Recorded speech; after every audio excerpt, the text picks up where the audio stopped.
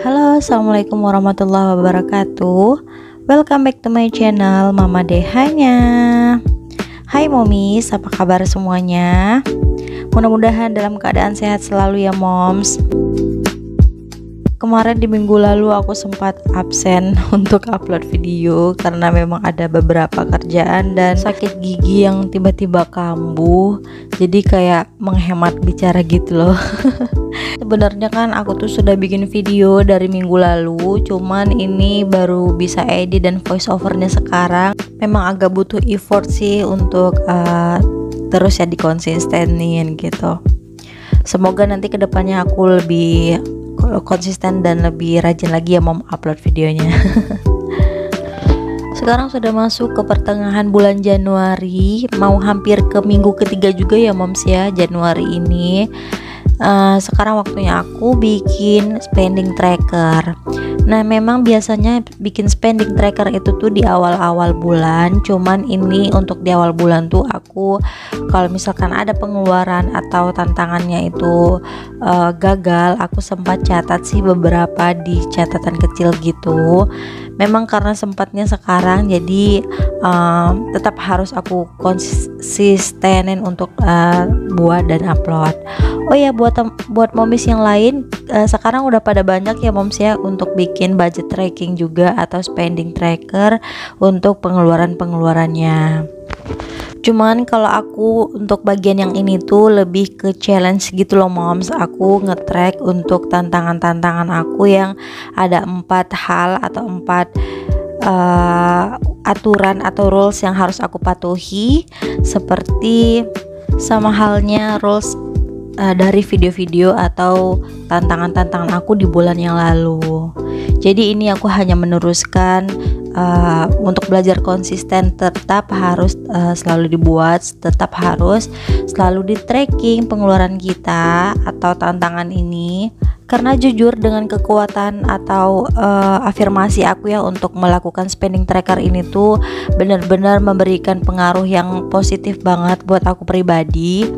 Nah buat momis nih yang baru nonton, aku tuh sebenarnya challenge-nya tuh apa sih yang untuk di tracker itu?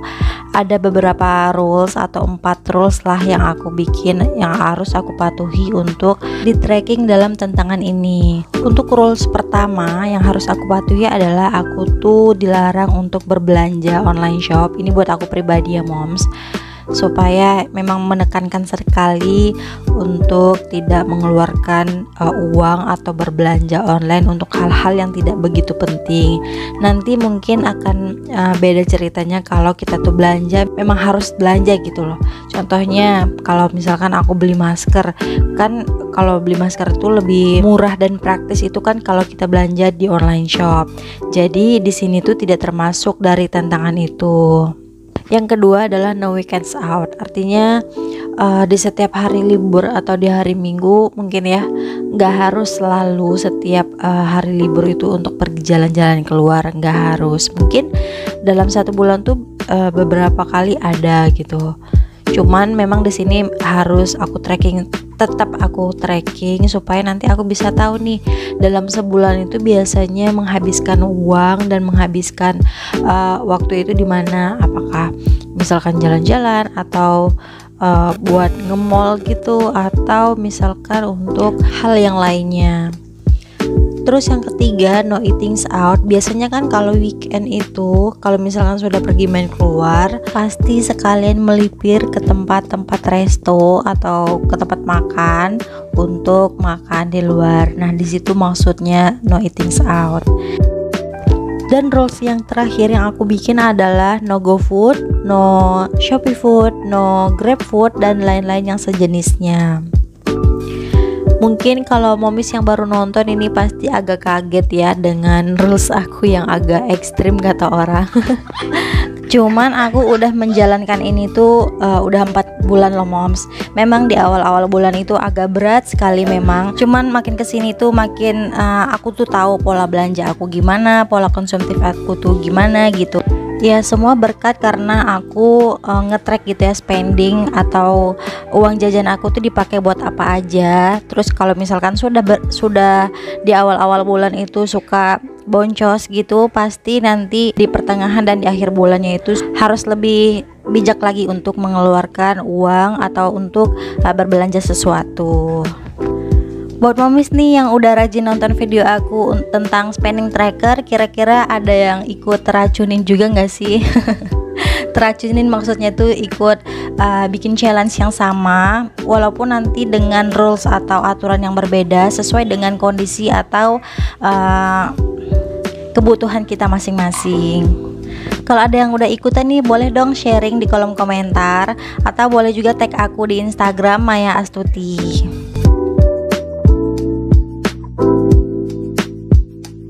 Buat momis nih yang juga pengen ikut untuk bikin challenge tantangan mengurangi uang jajan seperti aku ini, silahkan disesuaikan saja dengan kebutuhannya, dengan kemampuannya masing-masing moms, nggak harus sama.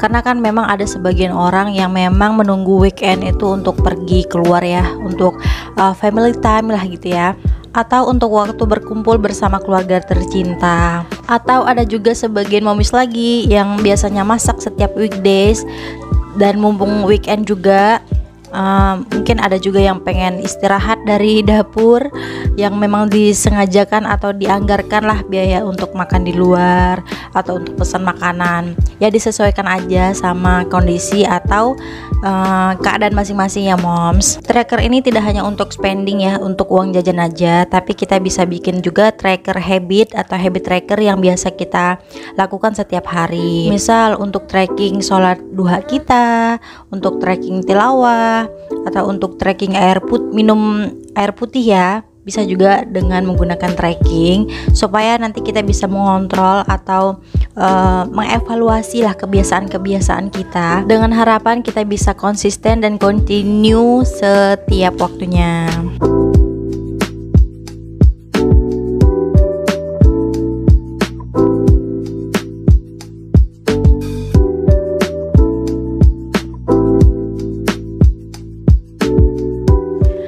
Memang untuk memulai kebiasaan baru atau merubah diri ya, untuk menjadi lebih baik itu banyak banget tantangannya, banyak banget ujiannya. Nggak sedikit juga momis yang cerita atau yang share ke aku kalau misalkan untuk mulai hidup berhemat itu nggak gampang, apalagi yang punya habitnya suka belanja dengan iming-iming gratis ongkir, dapat voucher, walaupun vouchernya itu potongan harga 1.000, itu pasti ada godaannya tuh besar banget ya moms. Oke, ini gambarnya sudah selesai untuk tracker aku di bulan Januari. Nah, sebelumnya pada saat aku belanja itu masih aku tulis di dalam notes atau catatan di seperti ini. Selanjutnya aku mau pindahkan ini catatannya ke dalam spending tracker yang sudah aku bikin. Nah, di sini alhamdulillah selama kurang lebih 14 hari ya, pada sampai saat aku bikin video ini tuh pelan-pelan aku mulai bisa mengontrol lagi pengeluaran aku untuk uang jajan itu. Nah, di sini juga aku bisa tracking uang jajan itu aku pakai buat apa aja.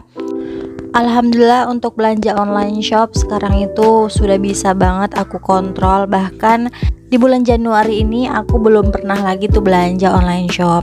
Cuman untuk tracking atau habits aku di bulan ini tuh lebih dominan untuk sering belanja makanan atau nge-go food gitu loh moms. Alhamdulillah kan memang di bulan Desember kemarin ada pemasukan sampingan, jadi uangnya kepake buat beli makanan dan makanan lagi.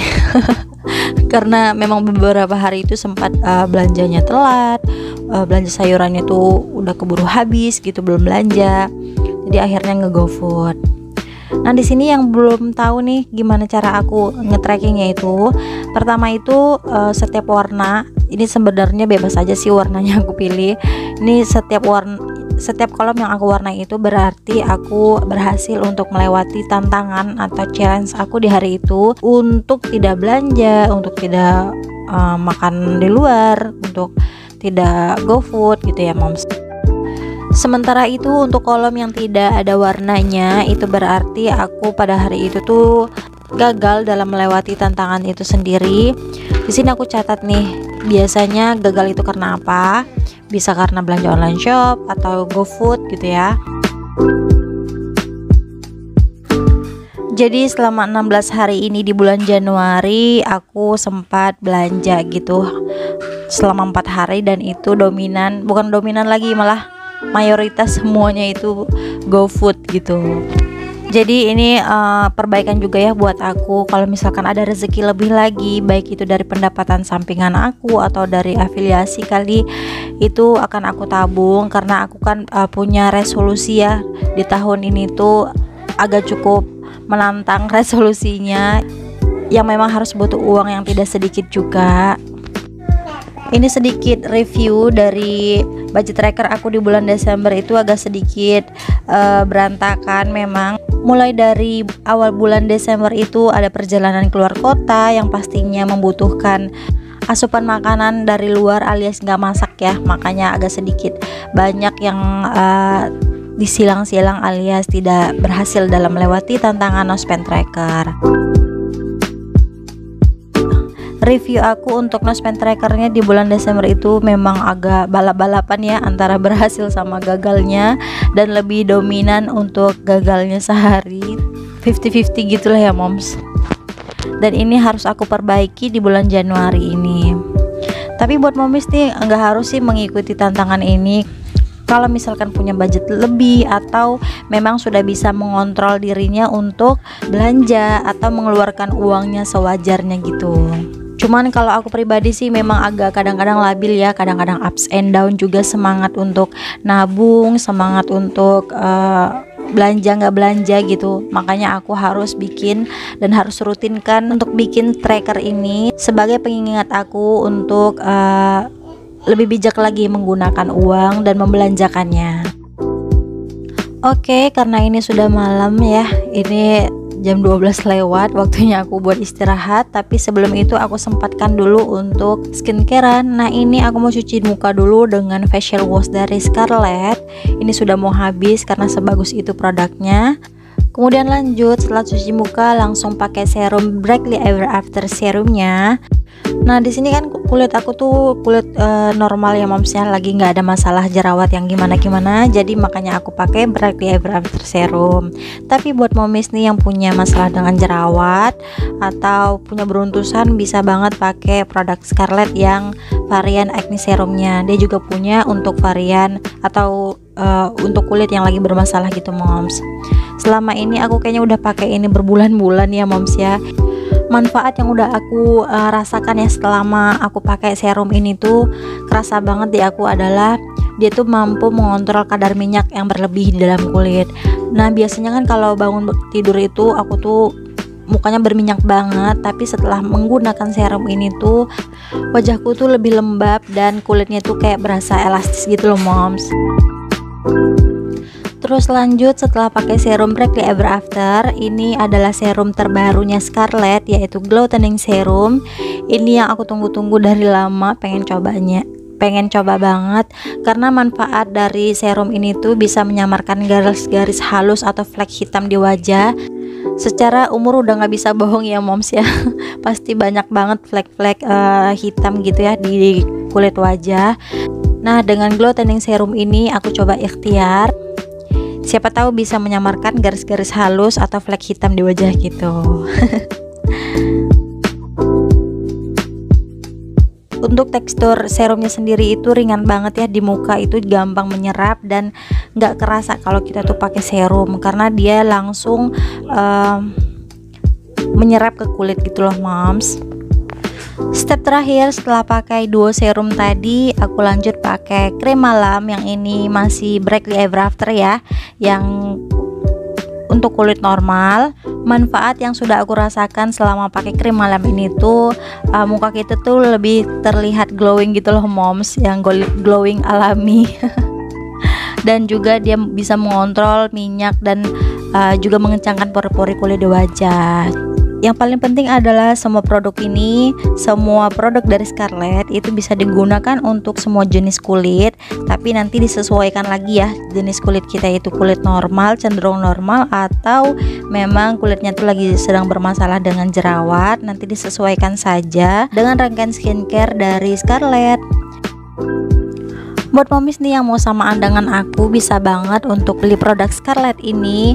walaupun kita di rumah aja, tapi kalau bisa glowing kenapa enggak ya moms ya. Nanti linknya aku taruh di description box ya moms. Oke, sekian dulu ya untuk sharing video kali ini. Semoga memberikan manfaat buat momis ya. Ambil hal-hal positifnya aja ya moms ya. Aku pamit. Assalamualaikum.